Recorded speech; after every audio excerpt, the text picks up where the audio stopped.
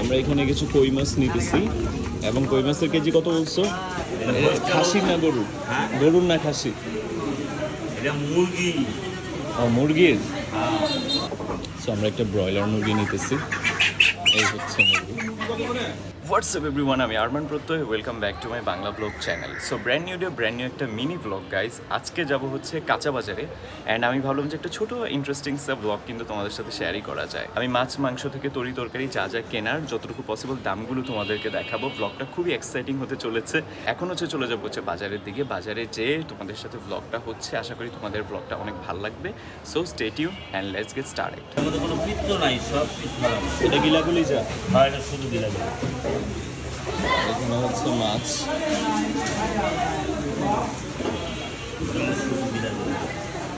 140 করে। এটা খায় কিভাবে? আলু দিয়ে খায়।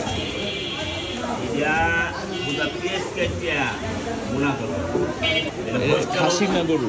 গরুর না খাসি? এটা মুরগি। ও মুরগির। এটা কি জানো? হ্যাঁ, এটা ভুনাই খায়, যে হোস্টেলে দিলেছে মুরগির হইলে খাবে না, থাক। আচ্ছা, আর এইগুলা কি মাছ? ওই যে এত মাছই কেন? ওটা পাবদা মাছ। পাবদা মাছ? জাটকা। পাবদা কোনটা? পাবদা নাই, পাবদা জাটকা। কত করে কেজি? 130। মাছ তো শেষ হয়ে গেছে। এখানে পাবদা মাছ খুঁজছিলাম, পাবদা মাছ নাই। জাটকা ইলিশ আছে, খুবই ছোট ছোট, অ্যান্ড সেগুলোর প্রাইস হচ্ছে 130 টাকা করে। এবং মুরগির গিলা কলিজার দাম হচ্ছে 140 টাকা করে কেজি। বাট ওইগুলা খাওয়া থেকে না খাওয়াই ভালো। এখন সামনে মাছ বাজার আর শাকসবজির বাজার আর একটু যাবো, যে দেখবো যে ওখানে কী অবস্থা। মানুষজন বলল এই দিক দিয়ে ভিতরে হেঁটে গেলে আরও বেশি বড় মাছ বাজার পাওয়া যাবে, এবং অলরেডি দেখা যাচ্ছে। ওখানে যাই দেখি বাজারের দাম আর কি অবস্থা। So I am looking for some পাবদা ফিশ। আমার বেশ পছন্দের, এটা যদি পাই তাহলে ভালো। এই হচ্ছে বাজার। এখানে শাক আছে বা দোকানদার না, এটা কোনো কথা?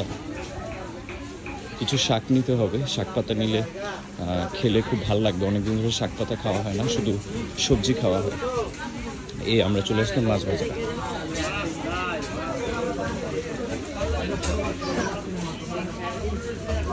ভাই পাবদা মাছ আছে? পাবদা মাছ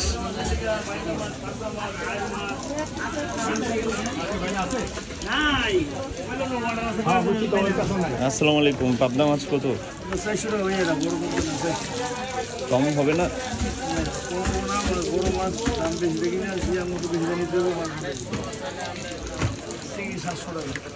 180 করে। 180 করে দেওয়া যাবে? হাফ কেজি 200 টাকা।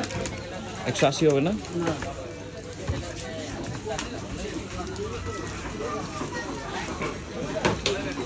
আরো কিছু জায়গায় দেখবো মাছের কি অবস্থা। দামটা একটু বেশি বলতেছে। সামনে ব্রয়লার মুরগি আছে এবং দেশি মুরগি আছে, সোনালী মুরগিও আছে। এখানে একটু জিজ্ঞেস করি, ব্রয়লার মুরগি কত কেজি পাওয়া যাবে? 1 কেজির সাইজ কতটুকু বেশি? 200-র মধ্যে দেন একটা। সো আমরা একটা ব্রয়লার মুরগি নিতেছি। এই হচ্ছে মুরগি।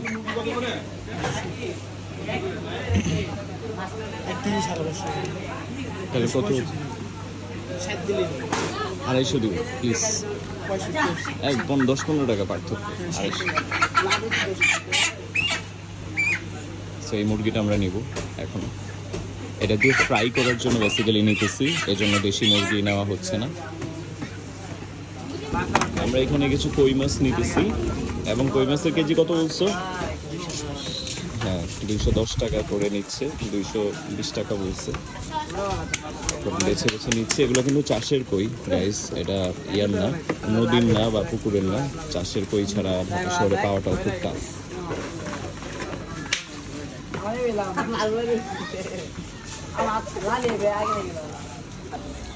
এটা পাঙ্গাস না? কেজি কত? 180। এগুলো তো 4-5 কেজি হবে বড়। কম রাখা যাবে না? 150 রাখা যাবে না? এখানে নিলাম কই মাছ এবং হচ্ছে মুরগি। এখন সোজা চলে যাবো গাইজ বাসার দিকে। আর এখানে নিয়ে নিলাম কর্মী শাক, আমার খুব পছন্দের। কর্মী শাকের দাম নিচ্ছে হচ্ছে 1 আটি 10 টাকা করে, 2 আটি 20 টাকা। সো এক বেলার জন্য পারফেক্ট শাক এসে। গাইজ বাজার ঘুরে অবস্থা দেখে যেটা মনে হলো সেটা হচ্ছে জিনিসপত্রের দাম আগের থেকে অনেক বেশি। আনফর্চুনেটলি আমি ভাবছিলাম যে স্থিতিশীল আছে, বাড়েও নাই কমেও নাই, বাট একটু বাড়ছে। আমি সব দোকানদারকে জিজ্ঞেস করে যেটা জানতে পারছি। অ্যান্ড জানি না বাংলাদেশে আদৌ বাজারে তরিতরকারির দাম কি কখনো কমবে কিনা। ফার্মের মুরগি যেটা নিলাম চিকেন ফ্রাই করার জন্য, সেটার দাম নাকি 10 টাকা কমেছে, আর বাকি সব কিছুর দামই বেশি বেশি। সো জানি না কবে কি কমবে। আশা করি তোমাদের আমার এই ছোটো ব্লগটা ভালো লাগছে গাইস। যদি ভালো লেগে থাকে আমার চ্যানেলটাকে সাবস্ক্রাইব করে দিও, আমার পেজটাকে ফলো করে দিও। সবাই ভালো থাকবা।